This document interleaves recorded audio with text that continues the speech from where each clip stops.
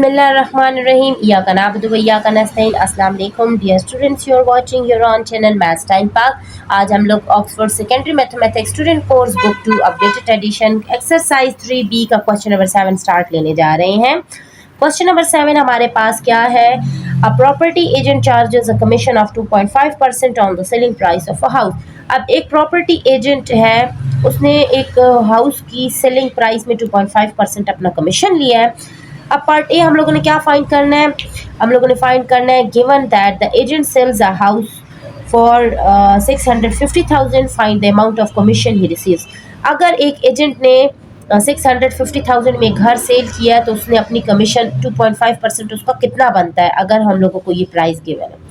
और part B में हम लोगों ने फाइंड करना है on another occasion he receives a commission of $12,000 find the selling price of house.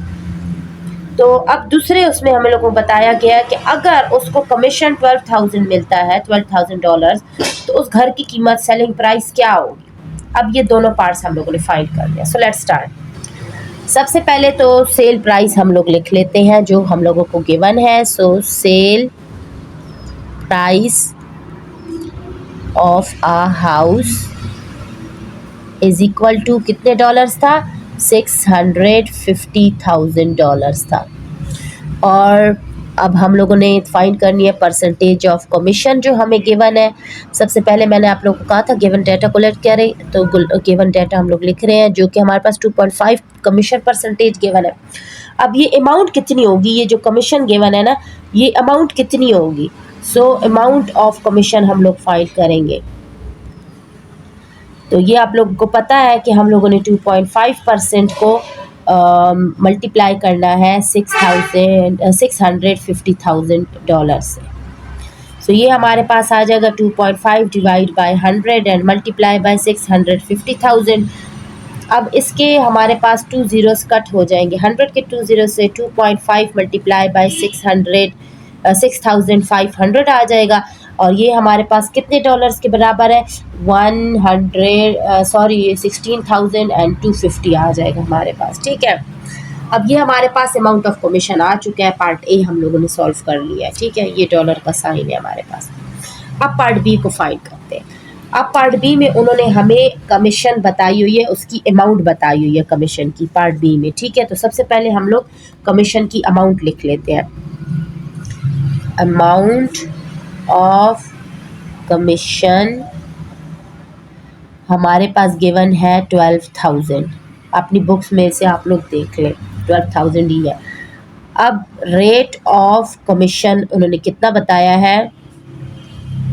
Rate of commission उन्होंने कहा है 2.5% है। तो अब ये हम लोग फाइंड करते हैं सेल प्राइस। जो फाइंड करना है ना वो सेल प्राइस है। सो सेल प्राइस हमारे पास कितना आएगा? ये हमारे पास आ जाएगा amount of commission divide by commission percent multiply by 100। अब ये हमारे पास फॉर्मूला आ चुका है सेल प्राइस का, जहाँ पर कमीशन दी गई हो। सो अमाउंट ऑफ कमीशन हमारे पास कितना है? 12,000 अगर किसी ने उसको कमीशन दी है और परसेंटेज है वो 2.5, उसको मल्टीप्लाई करेंगे 100 से। सो इसको हम लोग जब सॉल्व कर लेते हैं कैलकुलेटर पे तो ये हमारे पास आ जाएगा 480,000 हमारे पास आ जाएगा। सो पार्ट बी भी हमारा यहाँ पर सॉल्व होता है। क्वेश्चन नंबर 8 की तरफ मूव करते हैं। क्वेश्चन नंबर 8 हमारे पास है an air conditioner is sold for $700 after a discount of 12.5%। अब एक एयर कंडीशनर है जिसको $700 पे सेल किया गया है और उस पर डिस्काउंट 12.5% लगा हुआ था। ठीक है, डिस्काउंट के साथ वो $700 में बेच दिया गया। Find the mark price of the air condition. Part A जो है हमारा, उसमें हम लोगों ने इसकी एयर कंडीशनर की प्राइस फाइंड करनी है कि उसकी मार्क प्राइस कितनी थी। ठीक है, और पार्ट बी में हम लोगों ने फाइंड करना है if 10% discount is given on the mark price. अगर मार्क प्राइस हम लोग जब फाइंड कर लेते हैं उस पर 10% डिस्काउंट गिवन है एयर कंडीशनर के, before it is sold at further discount of 2.5%। बेचने से पहले 2.5% एक और डिस्काउंट जब उस पर लग जाए would the sale price still be $700? क्या फिर भी जब 10% डिस्काउंट लगेगा और उसके बाद फिर से 2.5% डिस्काउंट लगेगा, फिर भी वो $700 में बिकेगा? Show your working clearly. So let's start. So question number 8 के पार्ट ए में सबसे पहले हमें गिवन है सेल प्राइस। अब सेल प्राइस हमें एयर कंडीशनर की कितनी गिवन है? $700, ठीक है। और डिस्काउंट भी हमें गिवन है। सो डिस्काउंट हमें कितना गिवन है? डिस्काउंट है 12.5% गिवन है हमें। अब हम लोगों ने फाइंड करना है मार्क प्राइस पार्ट ए में, ठीक है। अब मार्क प्राइस हमारे पास कितनी है? सो उसके लिए फॉर्मूला पुट करेंगे, sale price divide by discount percent, उसको मल्टीप्लाई करेंगे 100 से। अब यहाँ एक दूसरे भी आप लोग को समझने की बात है। अब डिस्काउंट तो उन्होंने हमें दिया था 12.5%, ठीक है, लेकिन हम लोगों ने मार्क प्राइस फाइंड करनी है। मतलब ये डिस्काउंट तो उसने दिया ही नहीं है ना, 12.5% तो उसे डिस्काउंट मिला है, वो कीमत तो उसने चुकाई ही नहीं है।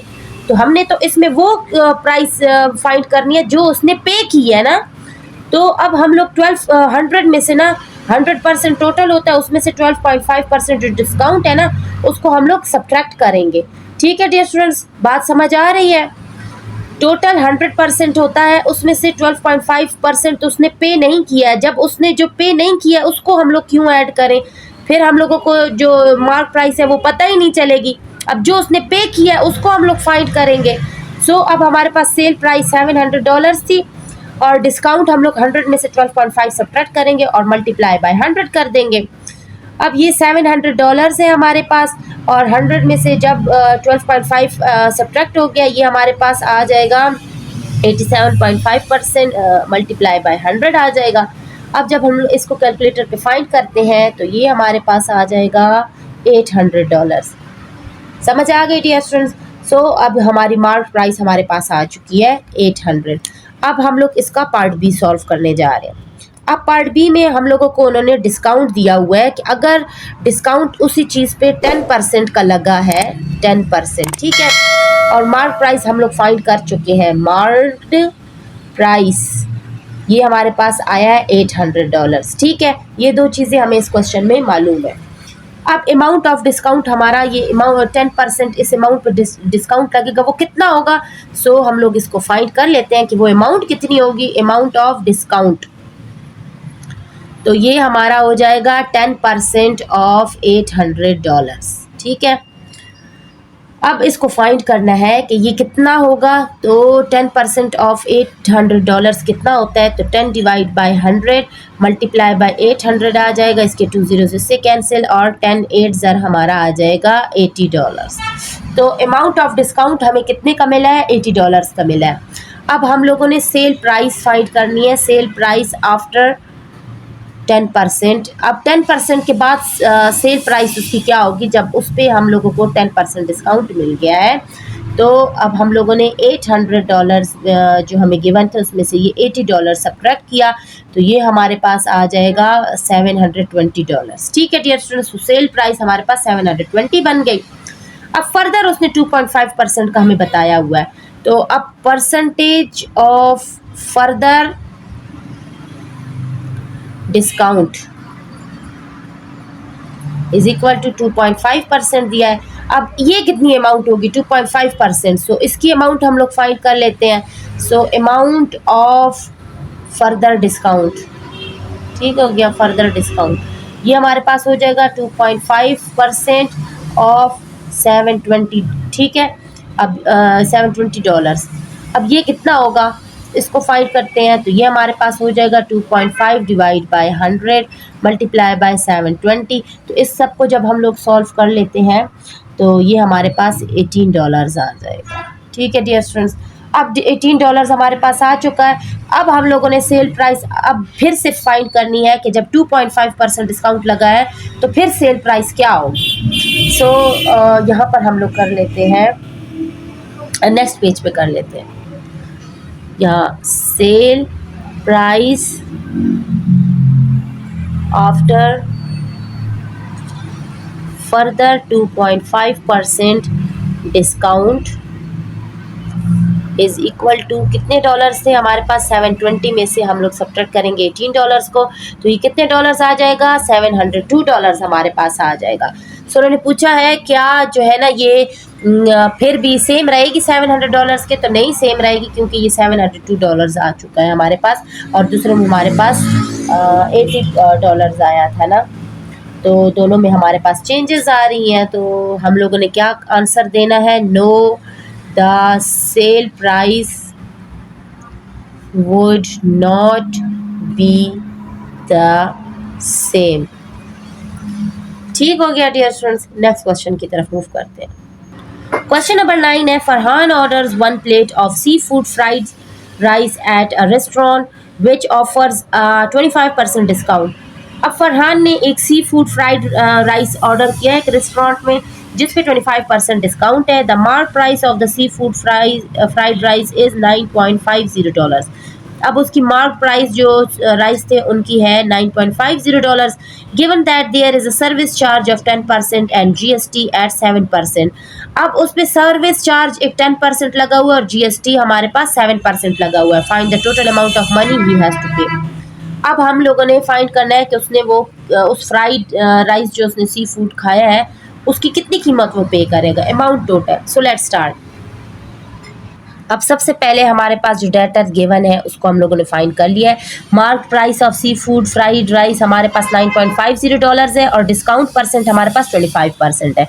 अब हम लोग अमाउंट फाइंड करते हैं कि 25% इसकी अमाउंट का, इस अमाउंट का 25% कितना होगा। सो सबसे पहले उस अमाउंट को फाइंड करते हैं, अमाउंट ऑफ डिस्काउंट। ये हमारे पास हो जाएगा 25% ऑफ कितने डॉलर्स है, 9.50 है।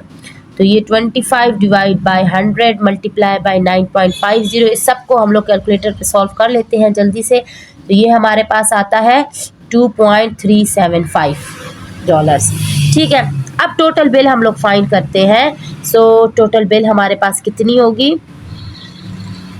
Total bill after 25% discount is equal to, हमारे पास कितने डॉलर्स थे, एक था 9.50 और सब्ट्रैक्ट करेंगे इसमें से ये वाला, तो $2.375 जब सब्ट्रैक्ट किए तो ये हमारे पास कितने डॉलर्स आ चुका है, फाइंड करेंगे कैलकुलेटर पे, तो ये हमारे पास $7.125 आ चुका है। ठीक हो गया।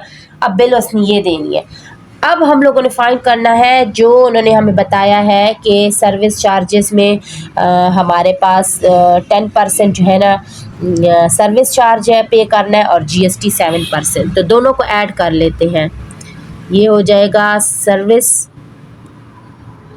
सर्विस चार्ज था ना हमारे पास, yes service charge plus GST, तो ये हमारे पास दोनों हो गए 10 + 7, दोनों जो दिए हुए हैं तो 17% हो जाएंगे ना, दोनों को ऐड कर लेंगे। अब उसने 17% और पे करना है, तो अब ये 17% हमारे पास कितनी अमाउंट होगी इसको फाइंड करते हैं। So amount of service charges is equal to 17% of, ये हमारे पास कितने डॉलर्स आया, $7.125 आया। सो ये हो जाएगा 17 डिवाइड बाय 100 मल्टीप्लाई बाय 7.125। इसको कैलकुलेटर पे जल्दी से सॉल्व कर लेते हैं ताकि टाइम वेस्ट ना हो। तो ये हमारा कितना डॉलर्स आ जाएगा, $1.21125 आ जाएगा। समझ आ गई। अब टोटल बिल हम लोग फाइंड करते हैं, फरहान ने टोटल बिल कितनी पे करनी है। So total bill Farhan has to pay is equal to, ये हमारे पास हो गया 7.125 में ऐड कर देंगे 1.21125, तो ये कितने डॉलर्स हो गया, ये हमारे पास हो जाएगा $8.33625। लेकिन इसको राउंड ऑफ कर देते हैं तो ये हमारा हो जाएगा $8.34। ठीक हो गया डियर स्टूडेंट्स, नेक्स्ट क्वेश्चन की तरफ मूव करते हैं।